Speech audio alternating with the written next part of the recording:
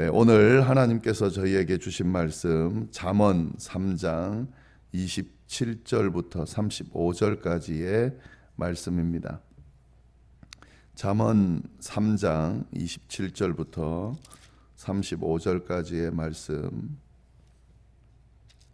네, 우리 한 목소리로 봉독하도록 하겠습니다.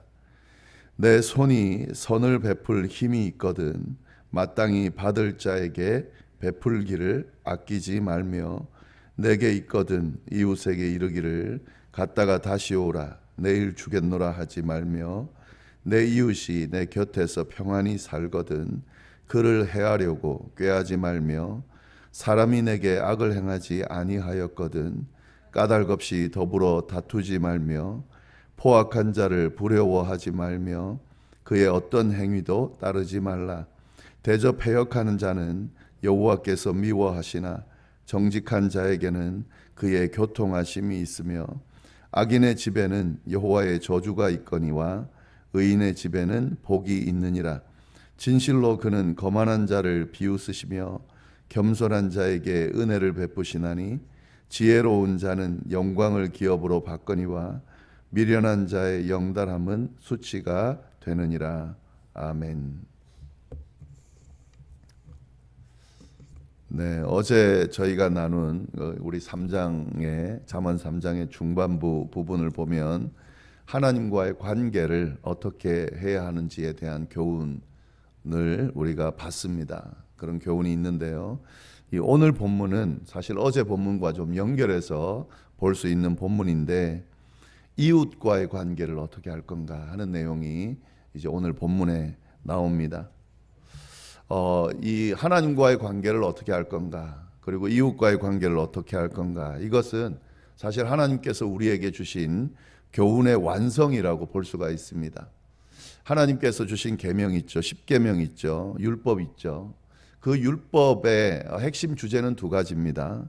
하나님을 어떻게 사랑할 것인지, 그리고 이웃을 어떻게 사랑할 것인지에 대한 내용이 하나님이 주신 율법의 핵심 내용이죠.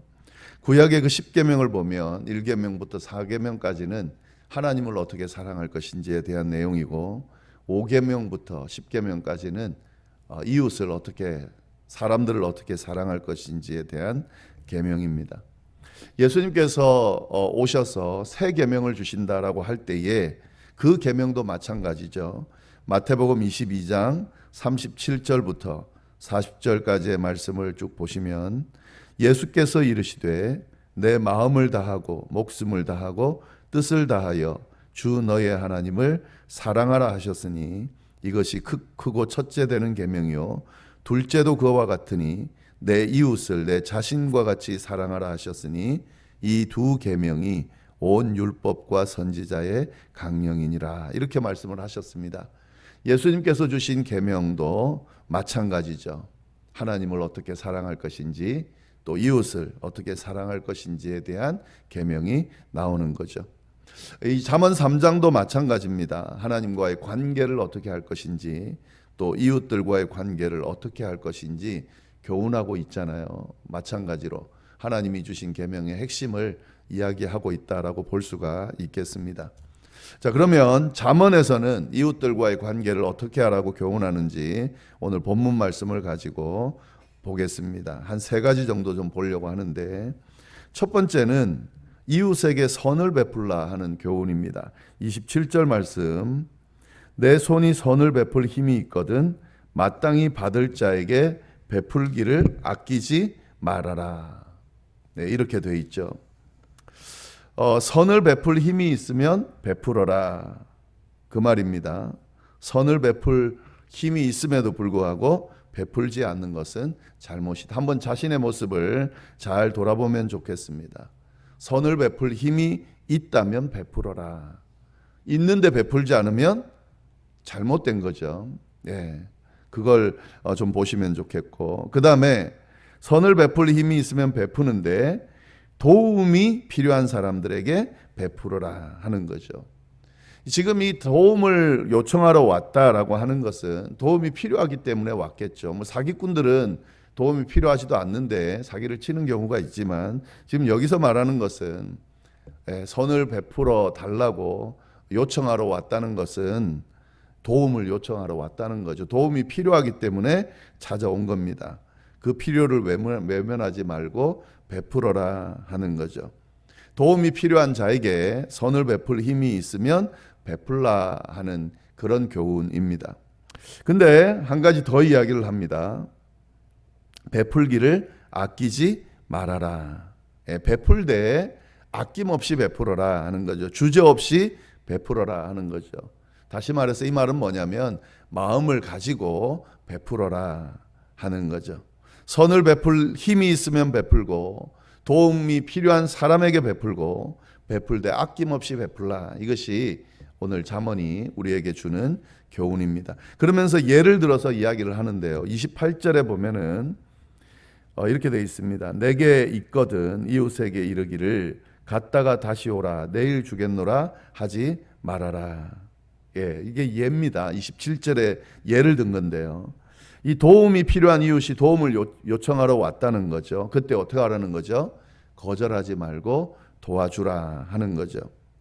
도움을 요청하러 왔다라고 하는 것은 어떤 의미입니까? 도움을 줄만 하니까 왔겠죠. 뭐 전혀 모르는 사람에게 온 게 아니죠. 지금 이웃이 온 건데 도움을 요청해도 받을 만하지 않는 그런 도리어 도와줘야 될 상대에게는 도움 요청하지 않겠죠. 지금 도움을 요청할 만한 사람이기 때문에 지금 온 겁니다. 이건 무슨 말이냐면 선을 베풀 힘이 있는 사람이라는 거죠. 뭐라고 교훈했습니까? 선을 베풀 힘이 있으면 베풀으라고 했잖아요. 그러니까 도움을 요청하러 온 사람에게 도움을 줘야 된다 하는 이야기를 하는 거죠. 근데 여기서 뭐라고 그러냐면 내일 도와줄 테니까 갔다가 다시 오라라고 미루지 말라고 이야기를 하고 있습니다. 이건 뭡니까? 도움을 주겠다는 건지 안 주겠다는 건지, 뭐 내일 다시 오라고 했으니까 도움을 주겠다는 의미로도 볼 수가 있는데 이건 뭘 의미하냐면 아낌없이 베푸는 모습은 아닌 거죠. 아낌없이 베풀라고 그랬습니다. 제가 그걸 마음을 가지고 베풀라고 그랬습니다. 미룬다 하는 것은 벌써 도와줄 마음이 약하다는 거죠. 고민하고 있다는 거예요. 계산하고 있다는 거예요. 근데 이거는 바른 태도가 아니다라고 하는 거죠. 도움을 줄 만한 그런 상황이고 또 도움이 필요한 사람이 요청하러 왔다.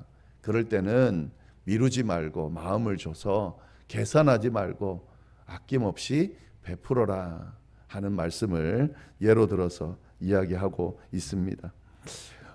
사실 이 이웃에게 선을 베푸는 건 이게 지금 요즘 세상으로 하면 사실 쉽지 않은 교훈이 돼버렸습니다. 이 예전에 제가 벌써 어릴 때의 모습만 봐도 누군가 도움이 필요할 때 도움을 주는 것, 이것은 일반적인 문화였습니다. 뭐 예전에는 더 그랬겠죠. 도움을 요청하는 사람들을 도와주는 것이 미덕인 그런 시대가 있었죠. 뭐 요즘도 당연한 미덕이지만, 근데 요즘 많이 인색한 모습을 보이죠. 뭐 워낙 사기꾼들이 많고 도움이 필요하지도 않는데 도와달라고 하고 또 도와줬는데 그것이 잘못 도와준 경우, 또 정말 필요도 하지도 않는데 손해본 경우도 많고 하다 보니까 많이 인색해진 것이 사실입니다. 자, 그러면 이 말씀이 오늘 같은 세상에서도 동일하게 적용되는가? 당연하죠. 동일하게 적용되죠. 이건 하나님의 말씀이기 때문에요. 마찬가지입니다. 어느 시대든 특히 우리 그리스도인들, 하나님을 믿는 백성들은 이 말씀을 외면하면 안 된다는 거죠. 도움을 줄 만한, 선을 베풀 만한 힘이 없는가? 그런 사람은 없습니다. 대부분의 사람들은 크고 작음의 차이지 선을 베풀 힘이 있습니다. 아주 작은 도움이라도, 작은 선이라도 베풀 힘이 있습니다. 그럼에도 불구하고 선을 베풀지 못하고 살고 있다. 나만 챙기면서, 내 가족만 챙기면서 살고 있다. 한번 이 말씀 앞에 자신을 좀 돌아볼 필요가 있겠습니다. 도움 요청하는 사람이 없다, 내 주변에는. 아니죠. 도움을 요청하는 사람들이 많습니다. 조금만 눈을 들어서 주변을 바라보면 우리의 도움을 필요로 하는 사람들이 참 많습니다. 작은 것이라도 그들을 좀 돌아보고 도울 수 있는 모습이 있어야 됩니다. 내가 가지고 있는 것에 어느 일부도 도와주고 있지 않다. 그런 사람들을 내가 전혀 모른다. 오늘 말씀에 비추어서 좀 부족함이 있는 모습이죠. 잘 돌아보면 좋겠고, 그리고 도와줄 때는 너무 계산하지 않았으면 좋겠어요. 우리가 누군가를 도와주고 또 뭐 하나님의 나라를 위해 일을 하고 할 때 자꾸 계산을 하는 경우가 있어요. 물론 계산해야 되죠. 규모에 맞게 그렇게 도와줘야 되죠. 그런데 잘 들여다보면 이 마음이 없는 경우도 있습니다. 사실은. 예. 인색하게 구는 모습을 봤을 때 그게 정말 계산적으로 지금 할 수 없기 때문에 그런 경우보다는 마음이 없는 경우가 많아요. 마음이 인색해서 그렇게 흔쾌히 도와주지 못하는 경우가 많습니다. 한번 잘 돌아보면 좋겠습니다. 네. 그리고 이 교훈들은요, 앞에 나오는 내용과 연결된다고 말씀드렸습니다. 이 계명을 지키는 자들이 어떤 자라고 그랬습니까? 복된 자라 그랬습니다. 이 계명을 지키는 사람은 엄청나게 가치 있는 그런 복들을 받는다고 그랬습니다. 은보다 금보다 그 어떤 보석보다 자기가 소원하는 것 그 어떤 것보다 귀한 것이라고 말했습니다. 이걸 행하냐 안 하냐 하는 것은 그 복을 얻느냐 안 얻느냐와 연결이 되어 있는 것이다라는 사실을 잘 보시면 좋겠습니다. 네, 그 다음에 두 번째 이웃에 대한 교훈은 뭐냐면 이웃을 해하지 말라 하는 교훈입니다. 29절 말씀 보시면 이렇게 되어 있죠. 내 이웃이 내 곁에서 평안히 살거든 그를 해하려고 꾀하지 말아라. 이 말씀은 좀 잘 우리가 좀 이해할 필요가 있는데 무슨 말일까요? 자, 이 주변의 이웃이 곁에서 지금 평안히 살고 있는데 그를 해하려고 꾀하지 말아라. 예. 이웃이 평안히 살고 있는데 그를 해하려고 꾀하는 경우가 있습니까? 사실은 그런 경우는 일반적이지는 않아 보이는데요. 도대체 무슨 말씀일까? 뭘 하는 걸까요? 예, 이건 무슨 말이냐면 자신의 이익을 위해서 이웃에게 피해를 주는 경우를 말합니다. 이건 뭐 사기치는 거죠. 사기치는 거. 다른 사람 이용하는 거예요. 그러니까 다른 이웃은 상관이 없는 거예요. 내가 지금 어떤 이익을 취하려고 할 때에 다른 사람을 이용하는 거. 가만히 있는 그 사람을 이용하는 겁니다. 무슨 그 사람과 관계가 맺어져서 그 사람과 뭐 어떤 일들이 엮여 있어가 아니라 내가 지금 이익을 취하고 돈을 벌고 뭔가 좀 득을 보려고 하다 보니까 상대방을 이용해야 되는 경우가 있거든요. 뭐 사기를 꼭 치지 않아도 이용하는 경우가 있습니다. 평안히 잘 살고 있는데 괜히 가가지고 유혹하는 거죠. 그 일을 행하면은 자기에게만 이익이 되는 경우예요. 그럼에도 불구하고 그 이익을 꼭 얻기 위해서 가만히 있는 평안히 있는 다른 사람들을 해하는 경우, 이거 하지 말라는 거죠. 특히 우리 하나님의 백성들은 정말 그러면 안 됩니다. 교회 안에서 또 믿음의 관계 안에서 자신의 이익을 위해서 다른 사람을 이용하려는 경우가 진짜 많습니다. 그래서 문제가 되고 관계가 깨지고 교회가 깨지고 하는 경우가 참 많이 있습니다. 이거 굉장히 조심해야 될 부분이에요. 네. 그리고 30절 말씀이 또 나오는데요. 사람이 내게 악을 행하지 아니하였거든 까닭 없이 더불어 다투지 말아라. 이것도 좀 우리가 잘 생각해 봐야 되죠. 내게 악을 행하지 아니했는데 다투는 경우가 있습니까? 보통은 없죠. 근데 이건 무슨 말일까요? 이런 경우가 있다 하는 거죠. 제가 이제 이 말씀을 쭉 묵상하면서 어떨 때 이런 경우가 있을까? 이 남의 이야기를 하는 사람들, 이 사람들이 여기에 해당되는 거예요. 험담하는 사람들요. 막 소문 가지고 막 거기에 휩쓸려 가지고 자기가 알지도 못하면서 막 거기에 휩쓸려서 이야기하는 경우가 있습니다. 사실은 그 소문의 대상은요, 자신에게는 아무런 악을 행한 적도 없어요. 물론 나쁜 짓을 했을 수는 있죠. 누군가에게 해를 끼쳤을 수도 있죠. 근데 자기에게는 악을 행하지 않았거든요. 사실 그렇게까지 흥분하고 그렇게까지 막 거기에 동참하고 그 사람이 죽일 사람인 것처럼 막 그렇게 분위기를 몰아가고 심지어는 다른 사람에게 그 소문을 전달하기까지 하는 그 행위를 잘 보면 그 참 이상한 행동이거든요. 마치 그 사람이 자기에게 악을 행한 것처럼 그렇게 행하는 경우가 있죠. 그러면서 다툼을 일으키고 그 사람과의 관계가 막 틀어지고 막 이런 경우가 있습니다. 저는 이 부분이 이 말씀과 연결돼서 볼 수 있는 부분이 아닌가 생각이 듭니다. 내게 악을 행하지 않았거든. 내게 피해를 주지 않았거든. 나와 관련되는 일이 아니거든. 그 사람의 행동이 내게 아무런 해를 끼치지 않았거든. 까닭 없이 다투지 말아야 된다 하는 거죠. 아예 남의 이야기, 험담하는 이야기, 있지도 않은 이야기, 그런 이야기 하는 자리에는 가지도 말고요. 대화가 만약에 그런 대화면 더 이상 대화도 하지도 마세요.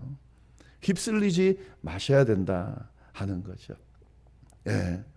이 말씀 굉장히 좀 잘 좀 묵상하고 기억해야 될 말인 것 같습니다. 자기에게 손해가 된다고, 자기가 이익을 취하지 못한다고 막 다른 사람을 안 좋게 생각하고 막대하고, 그리고 자기와 전혀 상관도 없는 이야기를 가지고 다투고 마치 뭔가 일어난 것처럼 행동하고, 그런 것들을 조심하라라고 교훈하고 있습니다. 네, 세 번째 또 이웃들과 어떤 관계를 해야 되는가? 악인을 부러워하지 말아라, 이렇게 이야기를 하고 있습니다. 31절 말씀 보면 포악한 자를 부러워하지 말며 그의 어떤 행위도 따르지 말아라.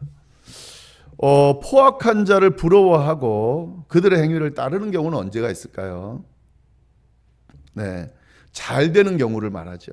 사기를 치더라도 돈을 벌고 부유하게 사는 모습 보면 부럽습니다, 사실은. 그래서 나도 저렇게 돈을 좀 벌었으면 좋겠다 하는 마음이 들 때가 있죠.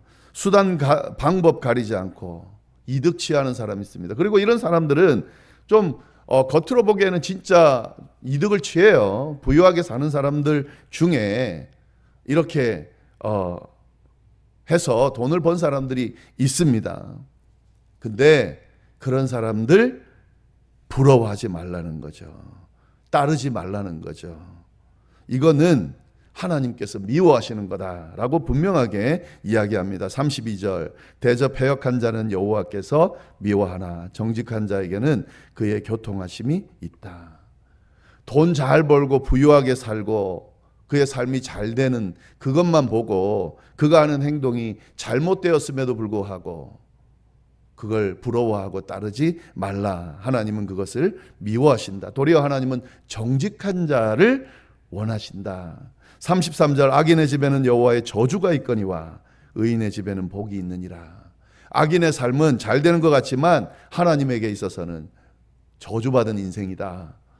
그러나 의인의 집에는 복이 있다. 그걸 따르지 않는 인생, 도리어 하나님의 뜻을 따르고 좀 그런 그 사람들과 비교해서 좀 못 벌어도 그래도 정직하게 하나님 앞에 하나님의 뜻을 따르면서 사는 사람들, 그 사람들이 도리어 복이 있다. 진실로 그는 거만한 자를 비웃으시며 겸손한 자에게 은혜를 베푸시나니. 거만한 자라는 표현도 쓰고 있죠. 지혜로운 자는 영광을 기업으로 받거니와 미련한 자의 영달함은 수치가 되느니라. 결국 지혜로운 자, 하나님의 계명을 지키는 자는 하나님으로부터 영광스러운 그런 결과를 얻게 된다. 이 말씀을 하고 있습니다. 주변에 잘 되는 이렇게 조금 속여서 장사하고 속여서 좀 돈 벌고 속여서 뭔가 높은 자리에 오르고 좀 더 나은 자리를 차지하고 하는 이거 굉장히 유혹적입니다. 그러나 그것은 저주받은 길입니다. 하나님 미워하시는 길이에요. 우리 믿는 자들은 그런 모습들을 따르지 않아야 된다. 오늘 교훈이 그것을 이야기하고 있습니다. 이웃과의 관계를 어떻게 할 거냐? 이거 외에도 참 많이 있죠. 이런 그 말씀의 기준으로 우리의 삶을 좀 잘 돌아보고 이웃들과 어떻게 하나님의 백성답게 잘 관계를 맺으면서 살아가야 할지 이 교훈 앞에서 우리를 좀 돌아보고 잘 잘 추스를 수 있기를 바랍니다. 그래서 하나님과의 관계도 잘하고 이웃과의 관계도 잘해서 주님께서 우리에게 주신 계명을 잘 완성함으로 말미암아 복된 인생이 되는 우리 모두가 될 수 있기를 간절히 바랍니다. 기도하겠습니다. 하나님 아버지, 참으로 감사합니다. 또 귀한 말씀으로 우리를 깨닫게 해주셔서 또 우리의 삶을 다시 한번 추스를 수 있도록 인도해 주셔서 감사합니다. 이웃들과 어떤 관계를 맺는 것이 복된 길인지 주님께서 알려주셨는데 그 교훈대로 주님 그렇게 잘 살아가는 우리의 삶이 되도록 인도하여 주옵소서. 이웃들과의 관계에서 선을 베푸는 삶을 살도록, 이웃을 해하지 않는 삶을 살도록, 또 악인의 그 삶을 부러워하지 않고 의인의 삶을 살아가는 우리 모두가 되도록 주여 인도하여 주옵소서. 이어서 드리는 개인의 기도, 또 중보의 기도 하나님 귀 기울여 주시고 주님 그 기도에 응답되는 역사가 일어날 수 있도록 주여 인도하여 주옵소서. 감사드리며 이 모든 말씀을 살아계신 예수님의 이름으로 기도드립니다. 아멘.